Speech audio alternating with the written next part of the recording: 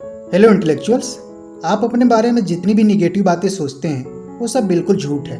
अगर आपको लगता है कि आप कभी भी सक्सेसफुल, अमीर, खुश या आकर्षक नहीं लग सकते तो आप बिल्कुल गलत हैं। इस बुक में जेन सिंचेरो आपको खुद से ज़्यादा प्यार करना और खुद पर विश्वास करना सिखाएंगी।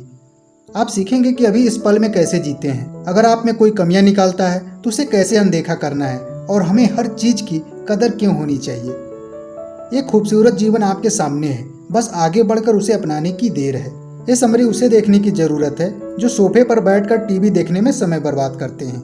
वो लोग जो खुद को बदसूरत, दुखी, गरीब मानते हैं। वो लोग जिनके पास जॉब नहीं है या जो अपनी जॉब से खुश नहीं है।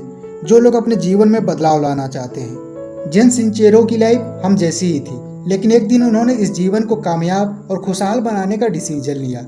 अगर हमें भी अच्छे जीवन की अवधारणा को सही साबित करना है तो इस बुक में बताए हुए स्टेप को अपनाना पड़ेगा।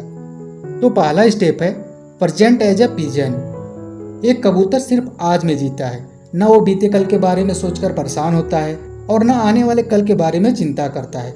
बस मस्त होकर खाने के तलाश में यहाँ से वहाँ उड़ता रहता है और इंसान बस चिंता करने में ही लगा रहता है।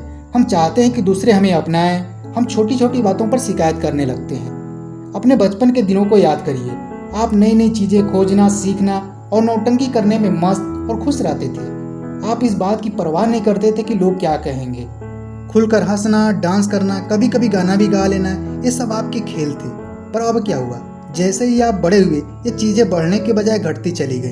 आज तो आप दूसरों के लिए जी रहे हो। दिन के शुरुआत से अंत तक बस आपका मकसद बस दूसरों को खुश करना होता है, जिसके चक्कर में आप केवल वही करते हैं जो समाज, परिवार के लोग चाहते हैं। जीवन में आपको जो कुछ भी चाहिए वह सब यहाँ पहले से ही है।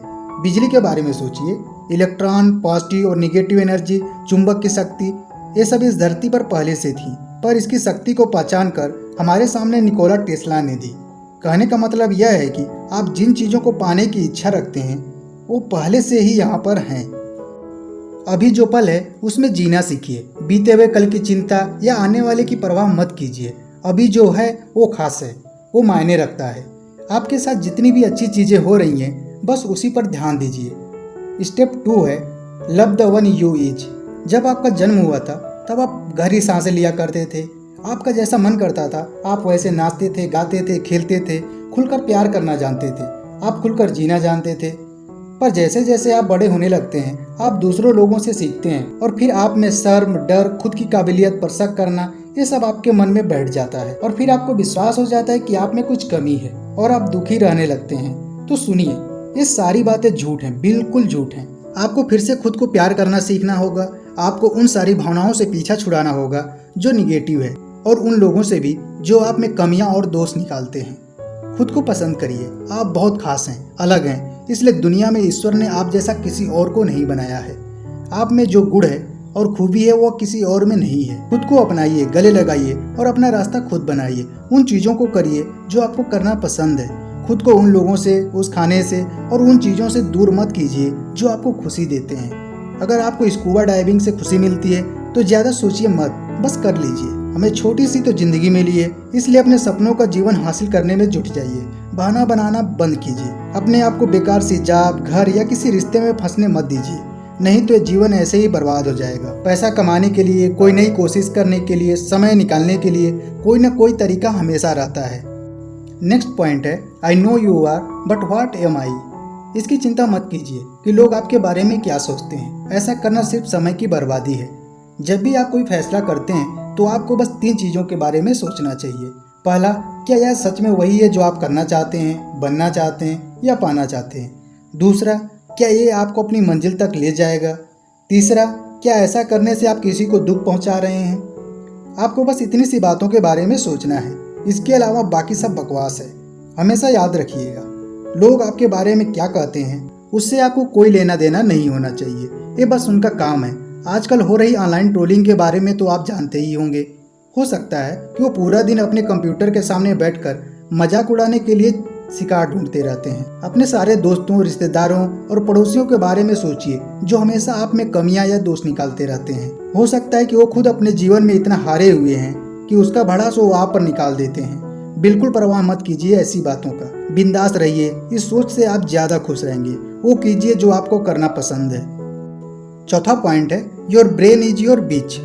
हो सकता है कि अभी आप अपने सोफे पर बैठे बैठे चिप्स खा रहे होंगे, तो ये बुक आपको ये समझा रही है कि आप अपनी ज़िंदगी को इतना बदल सकते हैं कि सोफे पर चिप्स खाने के बजाय आप अपने पसंदीदा सेलिब्रिटी के साथ पूल साइड पर पार्टी कर रहे होंगे। आप कह रहे होंगे कि ये तो नामुमकिन है, मैं इतना सक्सेसफुल, सुंदर, अमीर और खुश हो ही नहीं सकता, है ना? तो मैं आपको बता दूं, आप गलत हैं। ऐसा करना बिल्कुल संभव है जिस दिन आप इसमें यकीन करने लगेंगे। लोग इस पर विश्वास करने से पहले सबूत ढूंढते हैं, लेकिन सबसे पहले आपको खुद पर विश्वास करने की ज़रूरत है। सबूत खुद ब खुद आपको मिल जाएगा। हम सब किसी न किसी प्रोफेशन के साथ जुड़े हुए हैं, जिसमें बहुत लोग हैं जो हमसे आगे भी हो सकते हैं और बहुत लोग पीछे भी।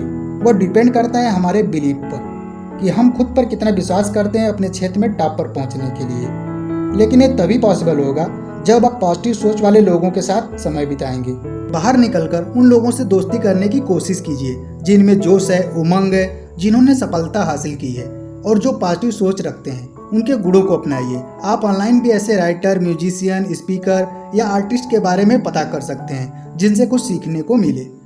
फिफ्थ पॉइंट है गिव एंड लेट गिव। किसी को कुछ देना जीवन की सबसे बड़ी खुशियों में से एक है। ये एक बहुत गहरी और शक्तिशाली भावना है। मिशेल को मल्टीपल क्लोरोसिस की बीमारी थी। इसमें ब्रेन का सिग्नल ठीक से बॉडी को मिल नहीं पाता, जिसकी वजह से बैलेंस में, देखने में, स्पाइनल कॉर्ड में, ब्रेन में समस्या होना शुरू हो जाती है। उसके मेंटर ने उससे 29 दिनों में 29 चीज़ें छोड़ने को कहा, मगर मिशेल ने इस बात पर ध्यान नहीं दिया। धीरे धीरे बीमारी बढ़ने लगी। उसने सोचा कि सलाह मानकर देखना चाहिए। पहले दिन उसने अपने एक बीमार दोस्त का हालचाल पूछने के लिए फ़ोन किया। पड़ोसी को घर पर बनाई हुई कुकीज भी देने गई। अगले दिन भी उसने किसी न किसी को कुछ न कुछ देती रही। 14वें दिन मिशेल को बहुत अच्छा महसूस हो रहा था, इतना अच्छा कि उसे उस पर विश्वास ही नहीं हो रहा था। इस पर उसने ब्लॉग लिखा और दूसरे को भी करने के लिए कहने लगी। उसकी ब्लॉग को दुनिया भर में हजारों लोगों ने पढ़ा। ये ब्लॉग इतना पसंद किया गया कि मिशेल ने 29 गिफ्ट्स नाम से बुक भी लिखी, जो न्यूयॉर्क बेस्ट सेलर के रूप में जगह बनाई। अगर आप चाहते हैं कि ज़िंदगी में अच्छी चीज़ें, अच्छे मौके आपके पास आएँ, तो पहले देना सीखिए। हर एक एक्शन का कोई ना कोई रिएक्शन जरूर होता है। इस यूनिवर्सल लॉ से कोई नहीं बच सकता। छठा पॉइंट है gratitude, the gateway drug to awesomeness. किसी चीज़ के लिए धन्यवाद करना या प्लीज कहना सिर्फ ये नहीं सिखाता कि आप में अच्छे मैनर्स हैं। इसका मतलब ये होता है कि आपके जीवन में होने वाले चमत्कार या आपको जितनी भी दुआएं मिली हैं, आप उसकी गहराई से कदर करते हैं। उन सब के लिए आप शुक्रगुजार हैं। 7 पॉइंट है फॉरगिव और फेस्टर। जो चीज़ भी आपको गुस्सा दिलाती है या जिसके कारण आपको चिढ़ होती है, उसे जाने दीजिए, छोड़ दीजिए। इस बात पर बहस करना बंद कीजिए कि कैसे आप सही हैं और सामने वाला गलत। माफ करना सीखिए। जितनी देर आप उस बात पर गुस्सा करते रहेंगे, उतनी देर ये आपको तकलीफ देती रहेगी। माफ करने का मतलब यह नहीं है कि आप दूसरे के साथ अच्छा व्यवहार कर रहे हैं, ये खुद के साथ अच्छा व्यवहार करने के बारे में है। अगर आप माफ नहीं करेंगे तो आप शर्म, अफसोस और नफरत के बोझ तले दब जाएंगे। आप अपना समय बर्बाद करते रहेंगे और आप जीवन में कभी आगे नहीं बढ़ पाएंगे। तो आपने कई तरीकों के बारे में सीखा जो आपको बैड एस बनने में मदद करेगी, मतलब ऐसा इंसान बनने में जो अपने सपने को पूरा करने के लिए कुछ भी कर सकता है। आप इस कमाल के यूनिवर्स के कमाल के इंसान हैं, बिल्कुल अनोखे, निराले, बिल्कुल अलग। आप जैसा इस पूरी दुनिया में कोई नहीं है। इस बात पर विश्वास कीजिए क्योंकि ये बिल्कुल सच है। जिंदगी बहुत छोटी है मेरे दोस्त, ज़्यादा मुस्कुराइए, पैसे और सामान के साथ खुशियाँ भी बांटिए। इस यूनिवर्स में कुछ नहीं छुपता। जो आप दूसरों को देंगे वही आपके पास वापस भी आएगा। सोचिएगा जरूर। तो मिलते हैं नेक्स्ट वीक एक न्यू बुक समरी के साथ, जहां आप सभी का इंतजार रहेगा। तब तक के लिए जय हिंद।